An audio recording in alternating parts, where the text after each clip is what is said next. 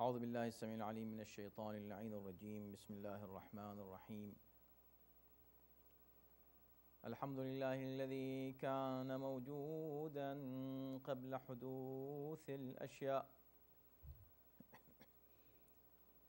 ويبقى بعد فناء الأشياء تفرد بالأولية والقدم ووسم كل شيء ما عداه بالفناء والعدم كما قال عز شأنه كل شيء هالك إلا وجهه وكل نفس ذائقة الموت وقال كل من عليها فان ويبقى وجه ربك ذو الجلال والإكرام والصلاة والسلام على سيد الأنام سيدنا ونبينا ومولانا أبي القاسم محمد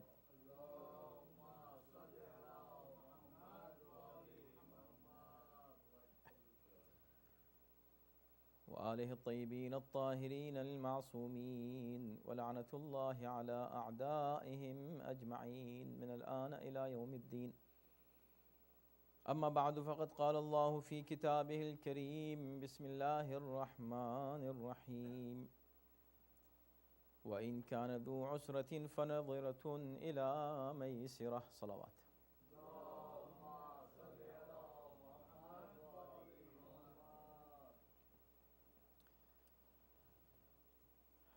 We are inshallah trying to conclude our discussion about Qard al-Hasana today.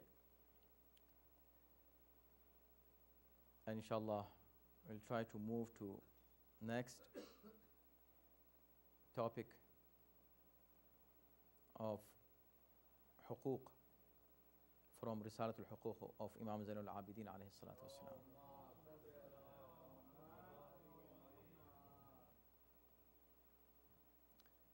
Last week, our discussion was about the responsibility of borrower who borrows the money or borrows anything from someone as Qard al-Hasana or as Qard, regular Qard, which is called Dain as well. So, what is his responsibility? Of course, Islam has emphasized on giving Qard al-Hasana very much. And we discussed those ayat and ahadith in which it is highly recommended that you should help somebody. Subhanallah, I was studying on this topic, the ahadith, so I came across a hadith which says, look, the balance in Islam is amazing. This hadith says that for somebody, since taking the dain, taking the money as qard is not recommended.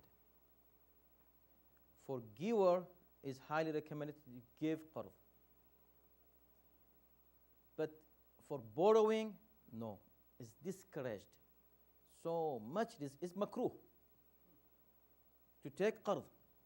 Remember, subhanallah. And also, of course, I don't want to prolong the discussion. Otherwise, there is a full discussion in fiqh books and fiqh. If you go into those just discussions of fiqh, I'm just talking about ahadith yet, ahadith and ayat. If you enter into discussion of fiqh, it's a long discussion on all different aspects of the issue. I'm not going to do that. I don't want you to get bored, but I want to give you some information and let you know that what Islam is teaching us and how we have been educated by our Aimma alayhi salam on every single aspect of our life in order to be really, to have a happy life What should we do? So one of the issues that always we encounter is the issue of qard. Anytime you might be needing money and you go and try to borrow money from somebody. In Islam, it is strictly, discouraged to borrow money. This is one side. On the other side, it is highly recommended to give qard. Subhanallah. With the balance, and look, believe me, everybody, if the society follows the Islamic rules, what kind of society will just imagine what kind of society will be established on this earth. This is what the goal of Quran and goal of Anbiya, لِيَقُومَ النَّاسُ بِالْقِسْطِ, establishing a society based on justice. This is the goal. Goal of Islam is justice. Here is the justice. So the hadith I came across was, it says that if you need money, subhanallah, it is better for you to accept sadaqah than asking for qard. Now, remember the hadith few weeks ago. Sallallahu Muhammad wa ali Muhammad. I mentioned that hadith few weeks ago, which says if you want to help somebody, helping him through sadaqah is not that much recommended. Helping someone through al-qardul hasana is a lot better than helping him through sadaqah. Remember this hadith? Since there are two people, this is a dealing issue, right? In dealing, there are two sides, two parties. One is giving, one is taking. Islamic laws puts everybody in his place and gives specific instructions to each party. That if both of them follow the rules, in result, there will be one word which will come out of this dealing, and it is justice. So for the person who has money, for example, I have money, my money is sitting in the bank. Or I have some money, let's say, at my house, in my pocket. A mu'min needs money. I have $100, he needs $100. My $100 are sitting like this. I'm not benefiting from this $100. Why should not I help someone with this money? And let me remind you, the hadith I had already mentioned earlier, in which the Prophet sallallahu alaihi wasallam says,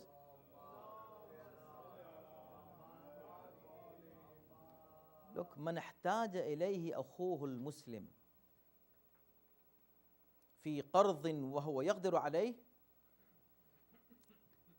Look, both sides, subhanallah. فلم يفعل حرم الله عليه ريح الجنة.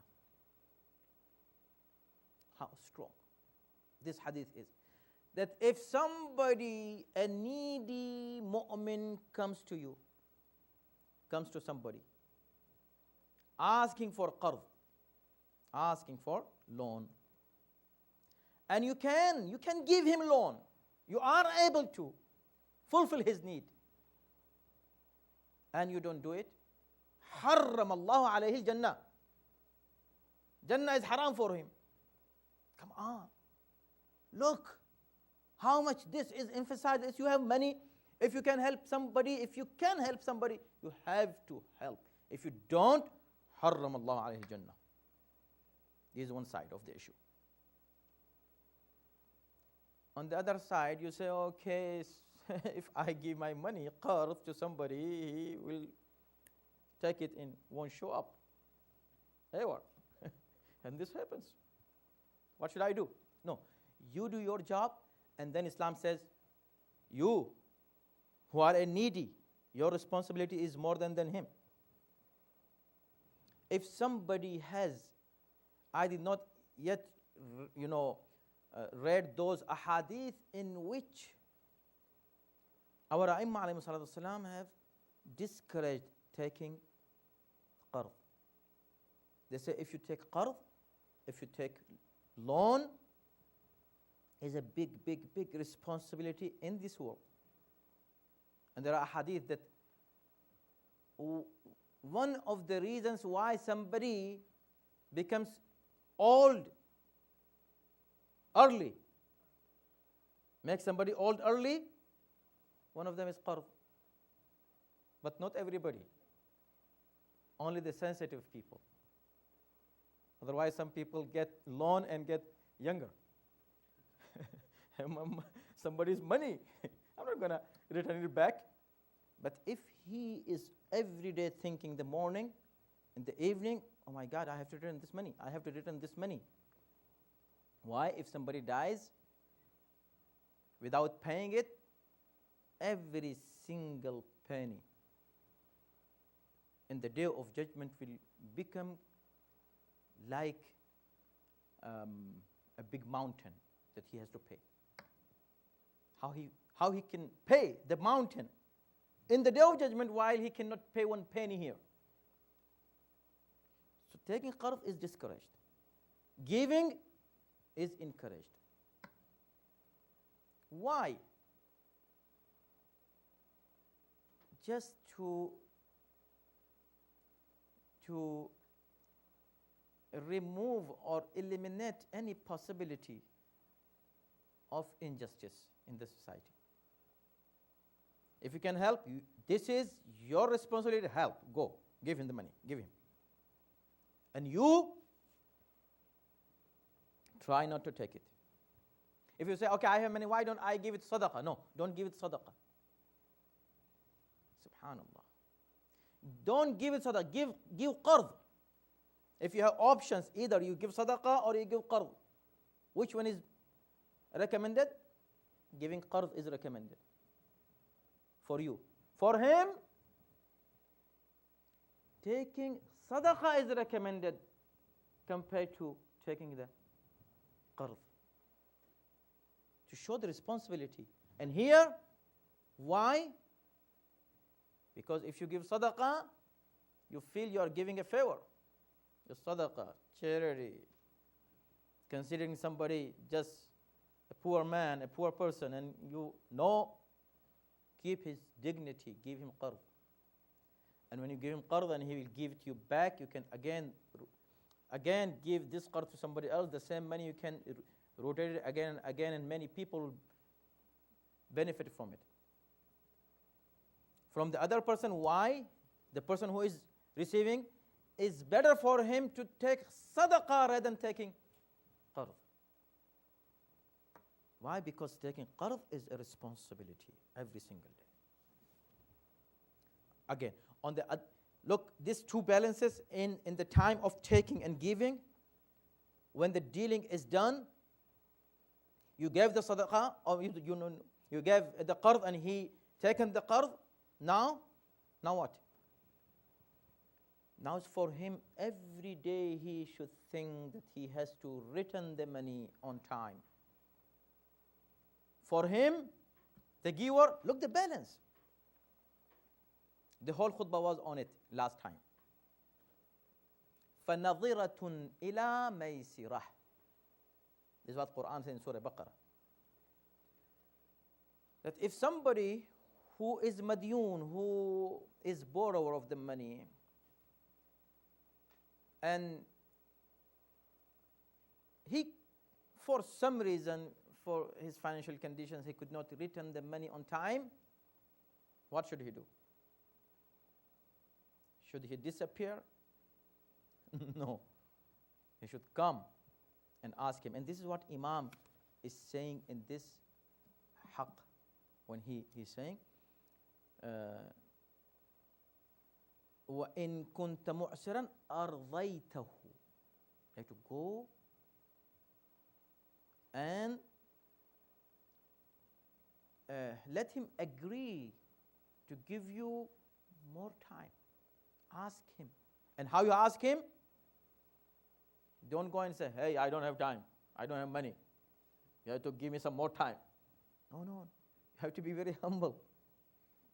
Why? Because it is his right. It's not yours. Don't go and fight against him. Go humbly, ask him. Ask him for more time, for more respite. So this is you. For him, when the one who gives the money, if he sees, okay, yeah, this person who I gave him money and he said, I will return it to you after 1 year. 1 year is passed already. He did not return the money, but he is coming to me and asking for more time. Now I read for you all those thawab for giving time, more time. When hadith says that when you give qard, giving qard has more thawab than giving sadaqah. For the whole time when you have given qard to somebody, for every day you will get thawab of sadaqah. One time. One thawab of sadaqah every day of the whole money. For 10 days, you will get 10 times of thawab. After the time, that specific time in which he has to return the money, he could not return the money. Now you give him more time. This more time, which is called muhlat, more respite, more time, you will get double thawab, 2 times of sadaqah. Look the balance. So you have to, if all of us follow the rules of Islam, no one will remain needy in this world. Why? Because there is money. Allah has not just money, there are resources. Allah subhanahu wa ta'ala has created resources more than the creation. Resources are more than people. Whatever people need, Allah created everything that they need more than the population. Today people think about control of the population. Dhulm is not from Allah subhanahu wa ta'ala. Injustice is from people themselves. The injustice is in distribution of these resources. In one country, in the country you are sitting in, this country, this is our country now, right?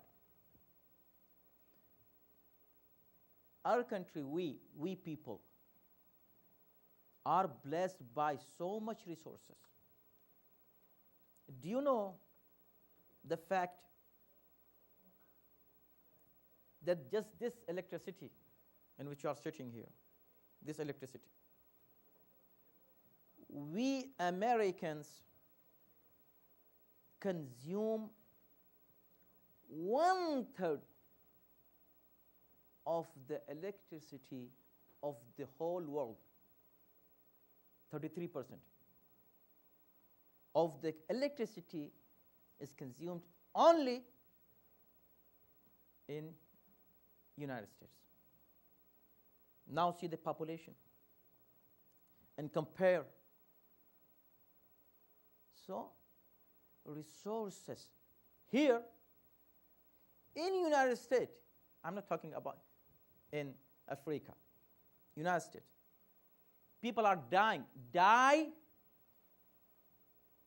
They die of hunger. Hungry people die every year. Many people don't have food and they die because they don't have food. Where? Not in Afghanistan, no here. Even in Chicago. They die every winter, people die. And every summer, people die because of the weather. Because they don't have protection from the extreme weathers. Where? Not in India, in Pakistan. No, here, in the United States. In a place where people die of hunger, do you know how much food is thrown purposely in the oceans, in the water, in the sea? Go and check and make your own research. So resources are there. Ni'mat is there. Distribution is not just. Same thing about money. Don't say that our community is behind in anything. Alhamdulillah, our community has professionals, has good resources. But still you see they are behind in planning because there is no planning. Some people have good skills, they can have good progress if they have resources. Other people have resources, but the resources are not used. There is no connection, no relationship between these two people. Both of them are losing. The reason is we are not following the instructions of Quran and Ahlul Bayt alayhi salam. So if we do, for sure, at least in our community, the followers of Ahlul Bayt, nobody will remain needy. But the problem is there, as I said. Problem is, it is not enough for you to avoid an accident, that you to be a good driver. It's not enough. Everybody who is driving on the road should be a good driver in order to avoid the accident. Otherwise, you might be a good driver and somebody comes and hits you from back, from side, even from front sometimes. While it is not your fault. You are a good driver. So everybody should be good. If everybody should be good, the system of qard is the best system ever to improve the financial situation and conditions of the community, individuals, individually and collectively. Your centers, always you do appeal, please give us. There are so many good plans that you don't even need to ask. And you can run the centers easily. But the problem is, not everybody is following the rules. On the Sirat al-Mustaqim, this road of Islam, not everybody is following. Not everybody is trustworthy. So if all of us follow the rules, why when Imam Zaman Ajalallahu Ta'ala Faraj al-Sharif will come, why after his appearance, inshallah, this earth, according to riwayat, will turn into paradise. Why it becomes paradise after his coming? Because everybody will be following the rules of Islam. And everybody will be following the instructions of the leadership. May Allah subhanahu wa ta'ala give us tawfiq and ability to follow Quran and Ahlul Bayt alayhi salam. And may Allah bless us with the knowledge and in-depth ma'rifat of Ahlul Bayt alayhi salatu salam. And may Allah remove every kind of problems from our individuals and community members. And before I finish this khutbah, I think it's a good time to give you a good news that some people who had started this qard hasana, a sanduq of qard hasana, and after some bad experiences, they stopped it. But mashallah, they started again after hearing these khutbahs, and they said, we are going to start it again. And if you want to go and talk to them, one of them is Brother Fazli Ali Sajan Lal. So you can ask him and get the information from him. And as I said, taking is not that much encouraged. So in such situations, many people who approach, they come for give me. Nobody comes to take from me. So go and approach him and see how this plan can be even better, inshallah. This is just beginning. I would personally encourage such initiatives, and may Allah bless them and those who are working with him. And this is in the benefit of the community. You can ask him about more details, Brother Fazli Ali Sadinllah. إن أحسن الحديث فبلغ الموعظة كتاب الله أعوذ بالله من الشيطان الرجيم بسم الله الرحمن الرحيم والعصر إن الإنسان لفي خسر إلا الذين آمنوا وعملوا الصالحات وتواصوا بالحق وتواصوا بالصبر.